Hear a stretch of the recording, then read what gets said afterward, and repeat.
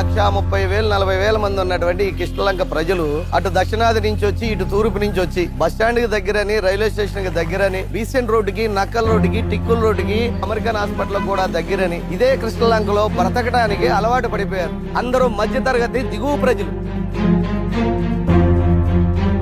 అప్పుడంటే మరే కట్టన్న అప్పుడు బాగా ఇరికి ఉండేది రోడ్లు. హైవే నుంచి పేడ రోడ్డు కిందకి అలాగా ఈ దిగేటప్పుడు గాని చేసేటప్పుడు గాని గుంతలు అవన్నిటిలో చాలా ఇబ్బందులు పడేవాళ్ళు. అప్పుడు మాకు గతకలు బళ్ళు చాలా వాటికి ఇరిగిపోయేది. కింద నుంచి పైకి ఎక్కాలనే ఆతృతతో డ్రైవింగ్ రాని వాళ్ళు అనేక మంది ముందుకెళ్ళటం, హైవే మీద వెళ్లిపోయేటటువంటి వాహనాలు గుద్దుకుని అనేక మంది మరణించడం ఇది ఎన్నో ఏళ్లగా జరిగింది.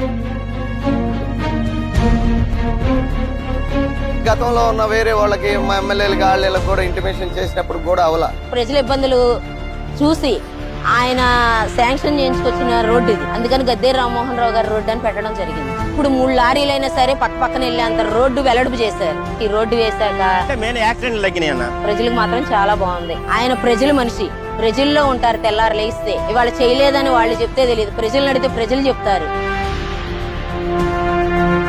వృత్తి చెయ్యలేదంటే 100 మంది 100 మాట్లాడుకుంటారన్న. అది తెలిసిన వాళ్ళకి తెలిసిద్ది. అది ముందు ఈ రోడ్డు పరిస్థితి ఎలా ఉండేదంటే రోడ్డు అంతా కూడా గతుకులు, వర్షం వచ్చిందంటే ఈత కొడటానికి చిన్నపాటి చెరువులాగా ఉండేది. పళ్ళు వేసుకుని పడిపోవడం కానీ, మహిళలు నడవడానికి కానీ చాలా ఇబ్బంది పడి. అయితే 2014లో గద్దె రామ్మోహన్ రావు గారు గెలిచిన తర్వాత దగ్గర 7 కోట్ల రూపాయలతో ఈ రోడ్డు శాంక్షన్ చేయించారు. ఈ రోడ్డు మొత్తం పనులన్నీ కూడా రామ్మోహన్ గారి హయాంలోనే జరిగినాయి. చాలా చక్కగా అటు ఇటు రోడ్డు ఎక్స్టెన్షన్ చేసి చాలా నీట్ గా వేసారండి ఈ రోడ్డు.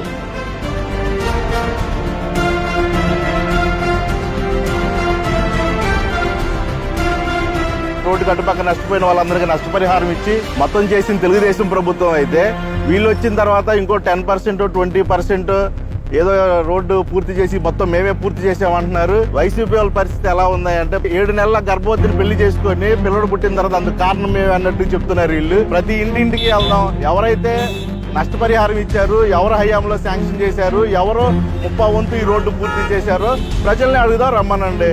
ఎలక్షన్స్ అంటే ఎవరో లేకపోతే బిల్డప్ ఇచ్చేది ఎవరో తెలిసిపోతుంది కదా. మరి ఇలా ప్రభుత్వం ఎక్కడన్నా 1 కిలోమీటర్ కొత్త రోడ్డు వేసారా? ఎక్కడన్నా ఒక చిన్న ఫ్లైఓవర్ కట్టారా? ఏం అభివృద్ధి చేశారు వీళ్ళు?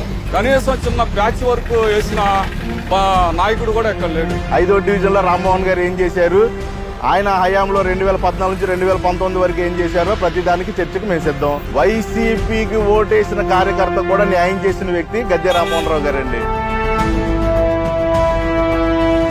ఈ నిర్మా కాన్వెంట్ రోడ్డు సింగిల్ రోడ్డుగా ఉండేది. అది ఒక వెహికల్ నుంచి ఒక వెహికల్ క్రాస్ చేయాలంటే చాలా కష్టంగా ఉండేది. తెలుగుదేశం గవర్నమెంట్ లో వాళ్ళు వచ్చి ఒకసారి పర్యవేక్షించి 3 months లో మాకు సింగిల్ రోడ్ ని డబుల్ రోడ్ చేశారు.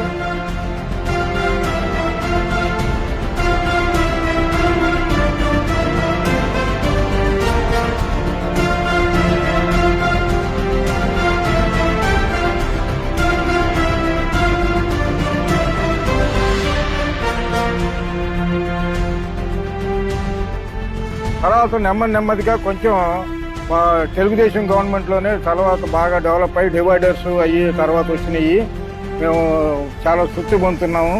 ఎవరైనా కూడా మన తెలుగుదేశం గవర్నమెంట్ ఏ పని అయినా కూడా చంద్రబాబు నాయుడు గారి ద్వారా, రామ్మోహన్ గారి ద్వారా మనకి అంతా విజయవంతంగా ఏ పని చెప్పినా కూడా వాళ్ళు చాలా చక్కగా అన్ని సౌకర్యాలు కల్పిస్తున్నారు.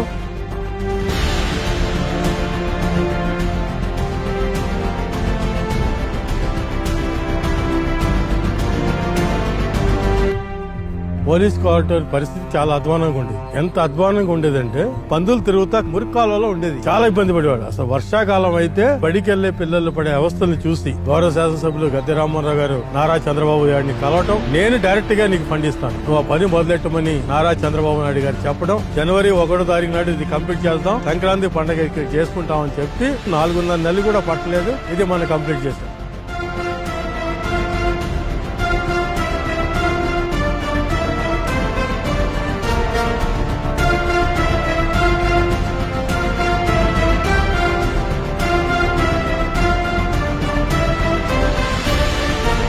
ఆయన ఓట్ బ్యాంక్ రాజకీయాల కంటే కూడా ప్రజా సమస్యల్ని, ప్రజలు ఎవరైతే తమ బాధలు చెప్పుకోవడానికి ముందుకు వస్తారో వాళ్ళ బాధలు తీర్చడంలో ఆయన చూపెట్టే చొరవ ఏదైతే ఉందో దాని ముందు ఇవన్నీ కూడా దిగదింపుడే.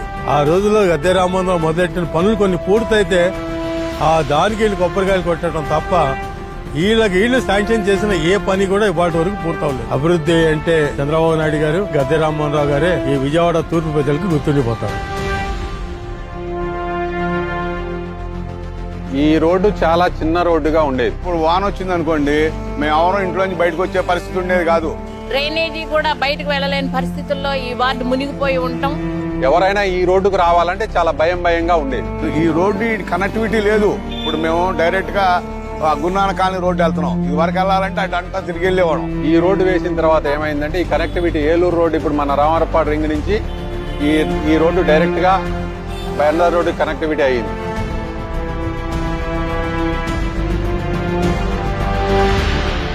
మహానాడు నుంచి ఈ ఆయుష్ హాస్పిటల్ మీదుగా కరెన్సీ నగర్ నుంచి మరి పడమట వరకు కనెక్ట్ అయ్యేటటువంటి హెచ్డి లైన్ రోడ్డు ఫార్మేషన్ అనేది చాలా గొప్ప విషయం. అంతర్గత రోడ్లు డెవలప్ చేయడం వల్ల ఆయుష్ హాస్పిటల్కి వెళ్ళాలంటే 2 నిమిషాలు. ఒక పేషెంట్ ఉన్నాడు, హార్ట్ పేషెంట్ 2 నిమిషాలు వెళ్ళిపోతాడు. ఇదివరకు వెళ్ళాలంటే అటు వెళ్ళి ఇటు వెళ్ళి వెళ్ళేవాడు. బ్రహ్మాండంగా ఉందండి.